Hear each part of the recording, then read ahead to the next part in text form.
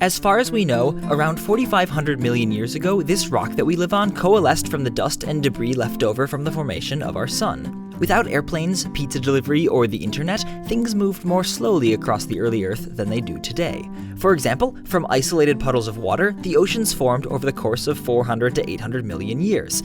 That's how long it would take for your hair to grow around the Earth. Twice.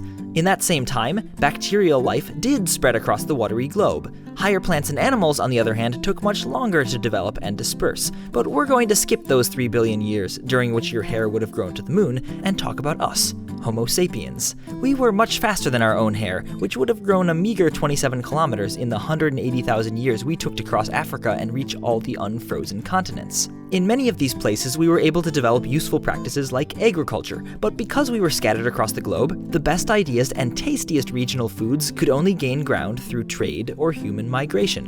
Wheat, for example, was domesticated around 8500 BC to make porridge. Actually, some speculate it might have been for beer, but either way, wheat made it from the Fertile Crescent to both the Atlantic and the Pacific by roughly 2500 BC. 6,000 kilometers in 6,000 years might seem like a blistering pace, but just wait for the Middle Ages. The bubonic plague and the printing press each spread across Europe in less than 100 years, bringing death and literacy to the populace before their hair could have even grown 15 meters. In the 20th century, mania for both the Beatles and the hula hoop raced around the world in a year or two. Now, even a year is a long time. With millions of people jet-setting across the globe every day, diseases such as SARS can vacation almost anywhere within a few short weeks. And the zeros and ones that make up this video take, on average, less than 1/10 of a second to get to you. That's about half a nanometer, or 2 atoms of hair growth. In short, the pace of travel on Earth has really sped up.